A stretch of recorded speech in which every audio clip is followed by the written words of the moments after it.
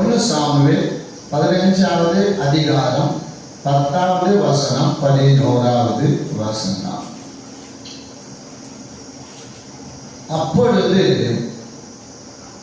கர்த்தருடைய வார்த்தை சாமுவேலுக்கு உண்டாகி அவர் சொன்னது, நான் சவுலை ராஜாவாக்கினது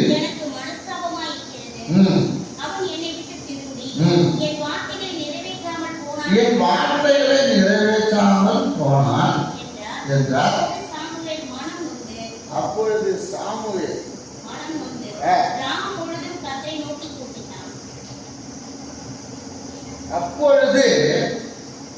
சாமுவேல் மனம் நொந்து முழுவதும் கர்த்தரை நோக்கி கூப்பிட்டான். இன்றைக்கு நாம வாக்குத்தத்தத்தின் அடையாளமாக முழுவதும் கர்த்தரை நோக்கி கூப்பிட்டான். இதுதான் நமக்கு கொடுக்கிற வார்த்தை. ஒரு நல்ல ஒரு மனுஷன், சவுல் ஒரு நல்ல மனிதர், ஜனங்களுக்காக மிகுவாய் அவன் திறப்பிலே நின்றவன். கர்த்தர் அவனை ராஜாவாய் மாற்றினார், அவனை ஆஸ்வதித்தார், ராஜாவாய் மாற்றினார். நடந்த சம்பவம் என்ன? இப்போ சாமுவேலுக்கு கர்த்தருடைய வார்த்தை வருகின்ற பொழுது சாமுவேலோட கர்த்தர் சொல்லுகிற வார்த்தை என்னன்னா, நான் சவுலை ராஜாவாய், ஆனா இவன் நல்ல பிரியமானவன் என்று கண்டுதா, அவன் மிகுந்த சௌந்தரியம் கொண்டவன் கண்டுதா, இவன் என் ஜனங்களை இல்லாது அழகா நடத்துவான், அப்படி நல்ல ஒரு ராஜாவா இருப்பான் என்று அறிந்துதான் இவனை ராஜாவாய் முதல் ராஜாவாய் நிறுத்தினான். ஆனா இவர் பார்த்தீங்கன்னா சொல்றாரு, நான் சவுலை ராஜாவாக்கினதுக்கு என்னவா இருக்கின்றாரு, மனசாமா இருக்கிறது. அவன் என்னை விட்டு திரும்பி என் வார்த்தைகளை நிறைவேற்றாமல் போனான் அப்படின்ட்டு ஆண்டவர் அவனை குறித்து மிகவும் என்ன செய்றாரு, கலங்குறார். ஆண்டவர் மனசாபப்படுகிறார், ஆண்டவர் கலங்குகிறார். ஐயோ, இவன் என் ஜனங்களை மேற்பான் என்று பார்த்தேனே, என் ஜனங்களுக்கு மிகுந்த ஒரு கடவுளாக இருப்பான், நடந்த ஒரு நல்ல ராஜாவாக இருப்பான். நான் இவனை என்ன செய்ய, இவனோ இச்சைகளுக்கு அவன் உட்பட்டு போனானே, பொருளாசைக்கு இவன் தன்னை விட்டு போட்டானே என்று அவர் மிகுந்த மனஸ்தாபப்பட்டார், மிகுந்த கவலைப்பட்டார் அவனை குறித்து, மிகுந்த வருத்தப்பட்டார் அவனை குறித்து. இன்றைக்கு நம்ம கூட பிரியமானவர்களே,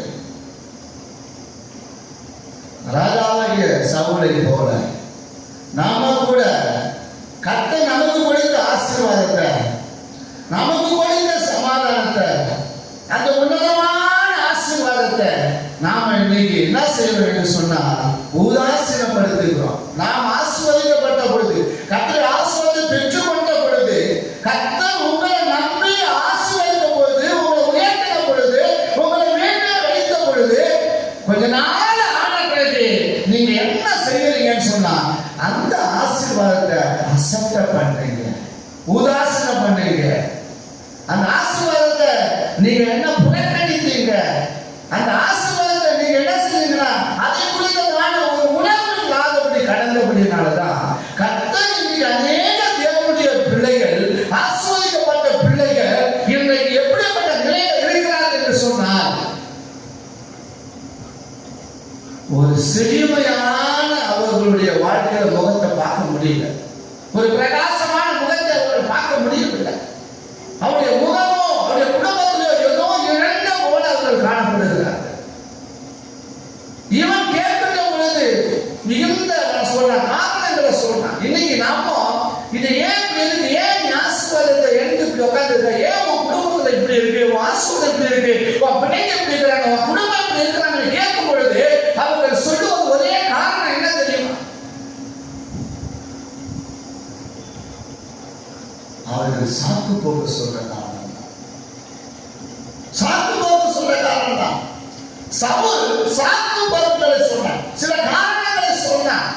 அதுதான் தேவனாய் கர்த்தருக்கு எப்படிப்பட்டதா இருந்தது, அது மனஸ்தாபத்தை உண்டாக்கினது, அவருக்கு பாரத்தை உண்டாக்கினது, அது வருத்தத்தை உண்டாக்கினது, அவருக்கு கவலையை உண்டாக்கினது. அதுதான் இவர் தீர்க்கதரிசி ஆகிய சாமுவேல் சொல்றார், ஐயோ என் வார்த்தையை இவன் நிறைவேற்றாமல் போனான். இதை கேட்ட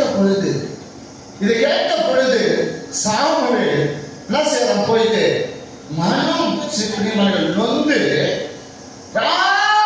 முழுவதும் கர்த்தருடைய பாதத்தில் அமர்ந்து அவன் கர்த்தரை நோக்கி கூட்டு கொண்டே இருந்தான். இதை கேட்டுக்கொண்டிருக்கிற சகோதரி, நீ எங்க ஆசீர்வாதத்தை இழந்து போன, வாசல் எங்க தொலைச்சு போன, வாசல் எங்க கெட்டு போய் கிடக்கு, பொருளாதாரம் எங்க சீர்கேடு கிடக்கிறது.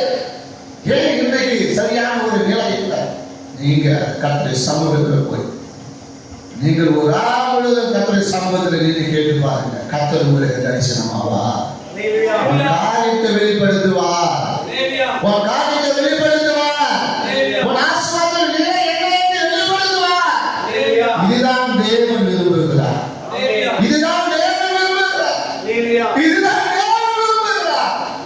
சாமுவேல் முழுவதும் கர்த்தரை நோக்கி கூப்பிட்டார். கர்த்தரை நோக்கி கூப்பிடுங்க. ஒரு நாளைக்காவது நாம ஒரு மணி வரை 2 மணி வரையில நம்ம 10 மணியில இருந்து உட்காந்து கர்த்தருடைய சமூகத்தில் ஒரு நாளைக்காவது உட்காந்து கூட்டு இருக்கிறோமா? அப்ப நீ எனக்கு புலப்படு வரல, எனக்கு வெளிப்பட்டு வரல, நீ எனக்கு பதில் சொல்ல வரல, நான் இந்த இளைய சமூகத்தில் நிற்க வரல அப்படின்னு யாராவது ஒருவர் நின்று இருக்கிறீங்களா? அவனுக்காக, இந்த ராஜாவாகிய சவுலுக்காக மிகவும் அவன் மனம் வந்து முழுவதும் கர்த்தரை நோக்கி கூப்பிட்டுக் கொண்டிருந்தார். இன்றைக்கு இதை கேட்டுக்கொண்டு தேவ பிள்ளையே, தேவ ஜனமே, இன்றைக்கு ஒரு முடிவு எடு. இன்றைக்கு ஒரு தீர்மானம் எடுங்க. இன்றைக்கு ஒரு உடன்படிக்கை பண்ணுங்க. ஒரு மாசத்துல ஒரு நாளைக்காவது நான் இப்படிப்பட்ட நிலையை நான் செய்ய போறேன் சாமி, என்னோட நீர் பேசும் என்று கேளுங்க. கர்த்தர் நிச்சயமாக உங்களோட காரியங்களை வெளிப்படுத்துவார், பேசுவார். ஆதியாகமம் 39வது அதிகாரத்துல நீங்க 14வது வசனமும் 15வது வசனமும் 18வது வசனமும் வாசிக்கின்ற பொழுது, அவர் தன் வீட்டு மனிதரை கூப்பிட்டு பாருங்கள், கொண்டு வந்தார்.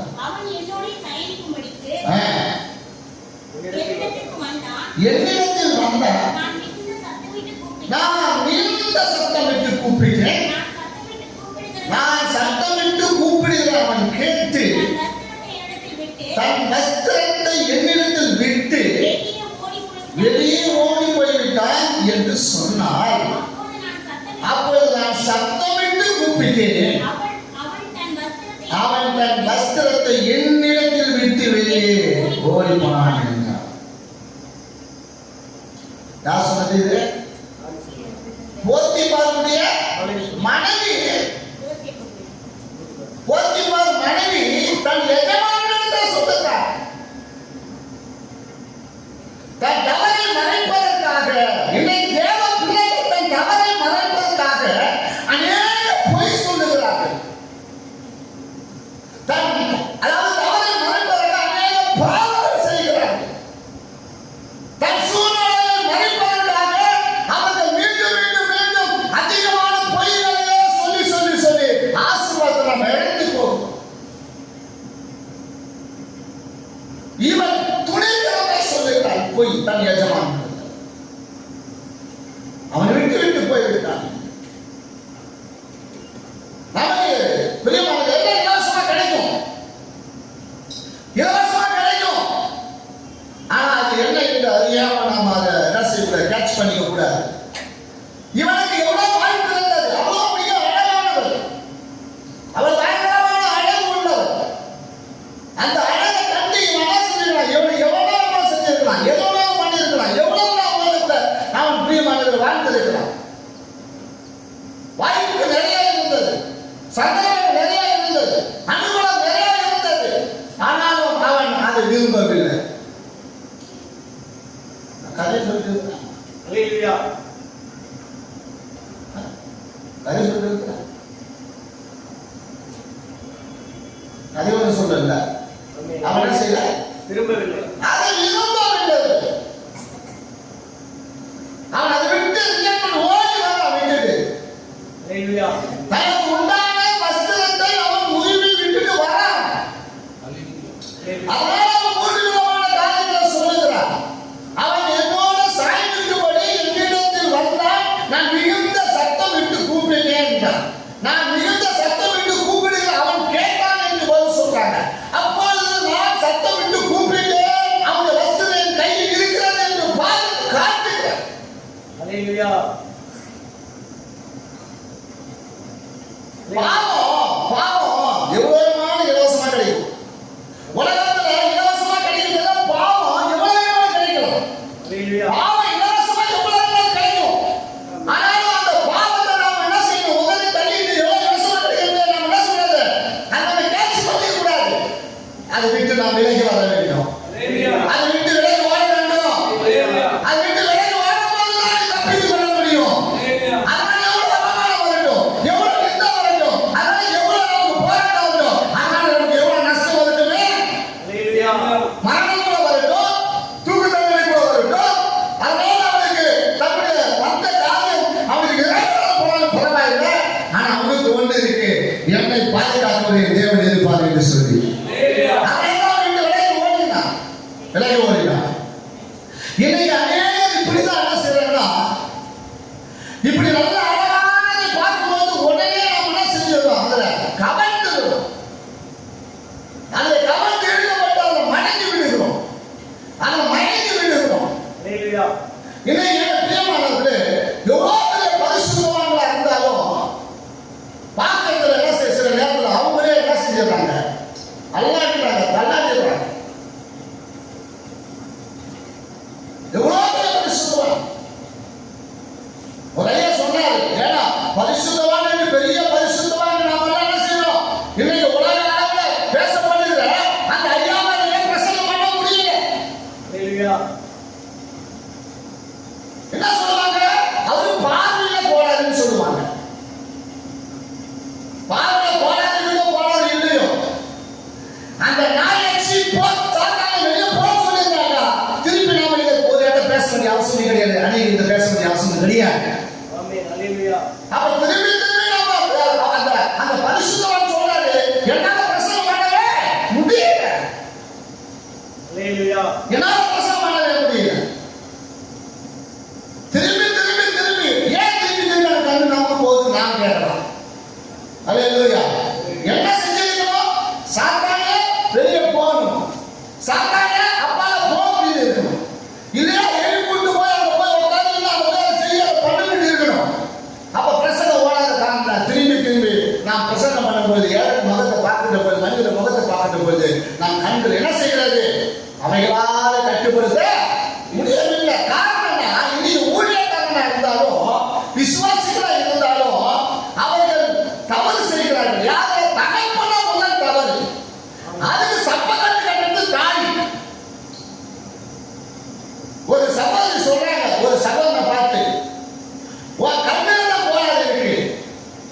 ஒரு சகோதரன் ஒரு சகோதரி ஒரு சகோதரனை பார்த்து சொல்றாங்க, உன் கண்ண